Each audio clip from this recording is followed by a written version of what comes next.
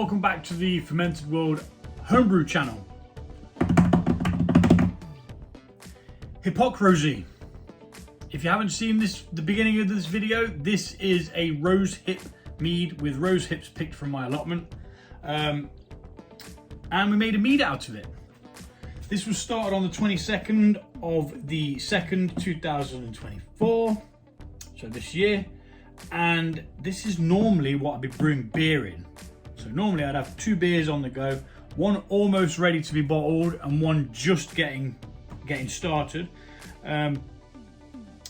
So we're just checking in on this really. So it's had, I want to say, we are now 20 days at least, which is a considerable amount of time for something to finish fermenting. So first things first, we're going to pop the airlock out because we need to remove this lid and then go and stash it somewhere. Oh my goodness. What a sight that is. I actually need a picture of that. It's quite spectacular.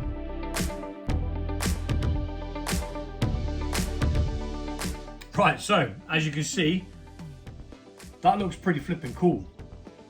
Now, there are some of them which don't seem, my hands are clean. Oh, they have. Oh, have they? Well, okay, we'll just leave it as. I was going to put the ones that didn't look cracked in the thingy, but they seem to have had some sort of contact anyway. So what we're going to be doing is we're going to be transferring this into here, but we've got a couple of things to do to it first. Like, so for instance, because of the amount of crud and bits and seeds and everything like that, I've learned from what I did a minute ago, and I've actually got this mesh bag which I'm actually going to use the auto siphon through because it went horribly wrong a minute ago. So let's push that over as far as that'll go. Bring that down here for a second. Yeah, I was doing the Vikings blood new recipe and it didn't go very well. In fact, that can just pop there for now while we hoist this up here, because it just got blocked again and again and again, and it got to the point where I was getting pretty angry. So I ended up just attaching this mesh bag, which I did buy for brewing beer with, but it was too small for the thing. So yeah, well, that's life. That's life. Pardon me. You can even see the layer of, not even that stuff at the top there isn't all of what we've got. So into here, I'm going to place that on there. So what we're going to do is we're going to siphon this off into here and find out what we've got.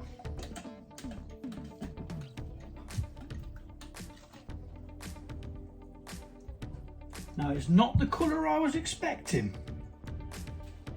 Not the colour I was expecting at all. It's a very deep yellow. And I was expecting more of a red or a pink.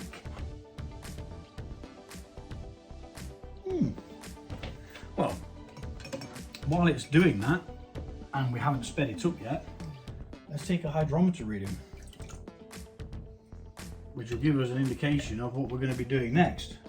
And if it needs the stoppers putting in, I can get them in beforehand. Very peculiar colour. I am very surprised that it's that colour. When you look at that, looking at that, you don't see that, do you? You see red. I mean, that actually looks like pee. More so than normal mead would. But I can assure you that it's not. Okay, and we've fermented all the way out. There is absolutely 0 sugars left in there now, which is good. So back in there that goes. or back in there would probably be better, so that it doesn't make a splosh. We didn't taste it, which was a bad move. So let's just pop some in there and we'll get our taste buds flapping. See what we've got. I can hear the auto siphon struggling already with what debris is around the flipping thing.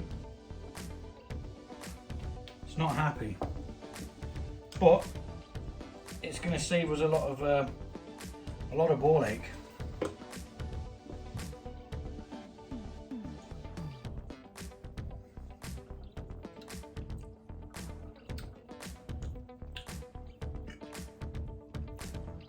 It's punchy, almost sour.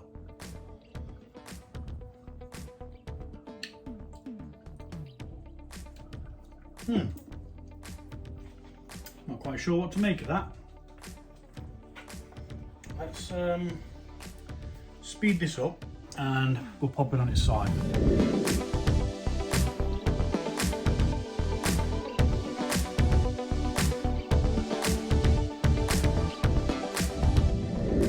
Now, I'm not sure whether the thing that I've used as a filter has actually hampered this and stopped the colour from coming through, all that lovely pith or whatever you want to call it. So I'm going to do something rather drastic, and I'm going to try and sort of get it. I really didn't want to be making that much splash, but I feel like I'm missing something. I mean, that's just yeast in there, so I'm happy for that to sit in there and be done. But this, I don't know. I thought it'd have colour. I'm quite sure that his had quite a bit of colour when he did his. We'll be back once this is drained out a bit. So I felt like I was missing a trick because I didn't have that flavour that I was expecting. I didn't have anything different than what I was expecting. So I have stirred it all up, but this has obviously kicked up all the yeast. So I don't really want to sample too much, but I want to see if it's made a difference.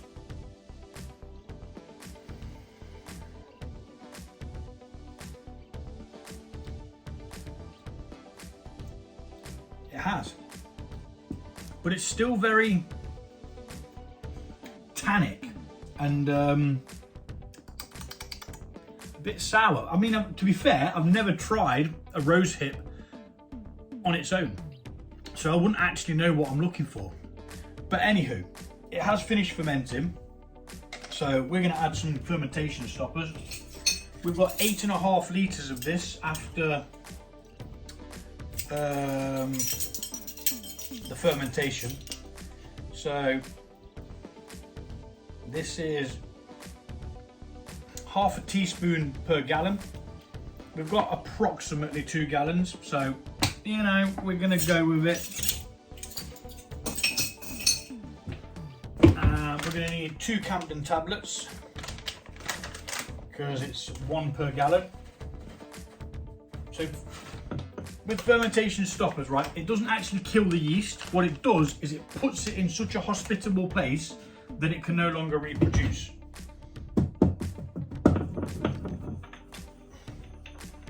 So we're going to put some fermentation stoppers in. We're just crushing down the Camden tablet as fine as we can.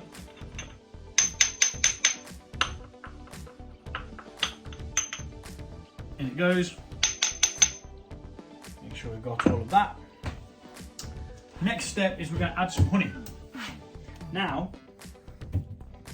I think we're going to need a whole one of these to sweeten this back up. Some people might enjoy this as a drier mead, which is perfectly fine, but I don't like dry meads. I don't drink wine for that very reason. I don't like the dryness of it. I like the sweet. So let's quickly give them a standard mix to get them on their way. And then we're going to add this honey. I'm going to heat the kettle because we will need a tiny bit of hot water to rinse through the bottle. But we are going to just wash this in, really. Simple as that. That's 720 grams of honey, which should give us an approximate 20 points back on the sweetness when we use the hydrometer next, which will be after we've mixed this in. Should be around 20, which is a good mark. It'll give us a sweetness, but it'll also keep any flavors that are in there, which I did notice. Let's go get some hot water, and then what we're going to do is, as you put your hot water in, what you want to do is you want to just tip it over, tip it over, tip it over. You don't want to add oxygen to it by shaking it. That's the quick way to do it. Now, if it was at the beginning of before the fermentation, we'd be able to add oxygen, no problem. If we add oxygen now, we risk spoiling the brew. I have bought a lot of the yeast with it, but that will settle out again. So let's get some hot water, spin it around, and we'll get it in there.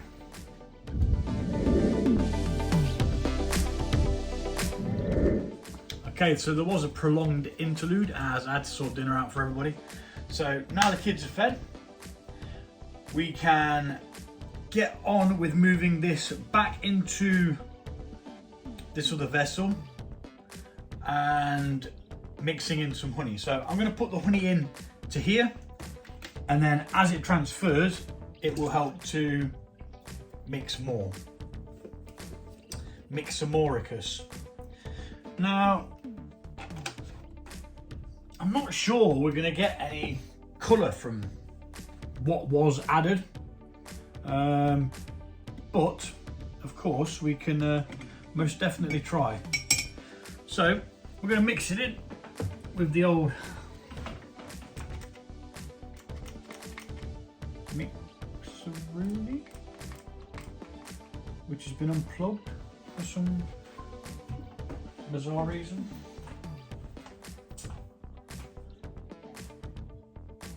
Why for has my thing been unplugged?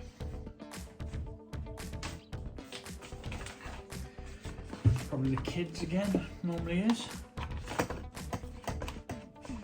Charging devices. As long as they don't turn off the thermostat for the mead experiment with the temperatures, I don't mind.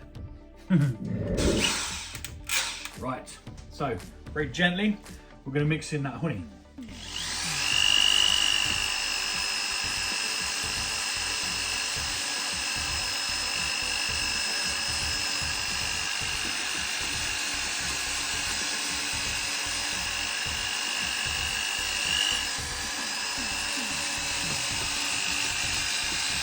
Could take some time.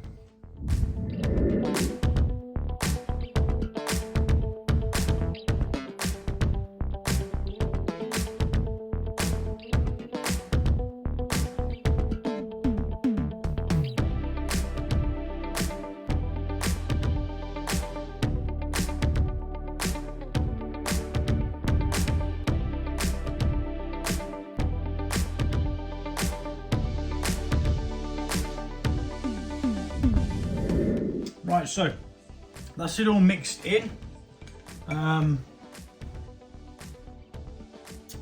so on and so on.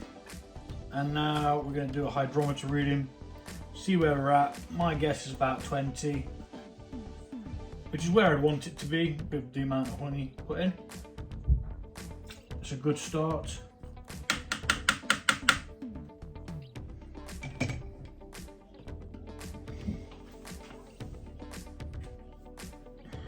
A little bit over.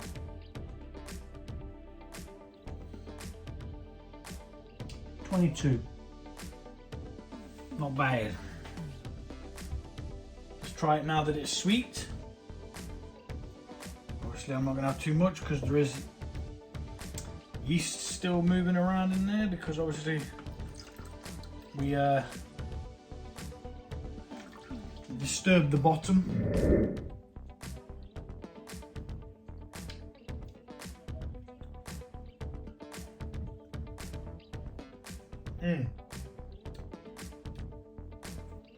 Still heavy tannins from the seeds.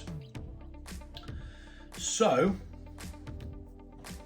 what I might do if I visit this again is make a syrup out of it, which I've seen people use, and then use it for cooking. Right, so all that's left to do is fix the lid back on, add the airlock, and we shall be back. 22 is what it's at now. I shall fill in notes, reattach airlock, like so. And like I say, we'll be back when we know what this is doing.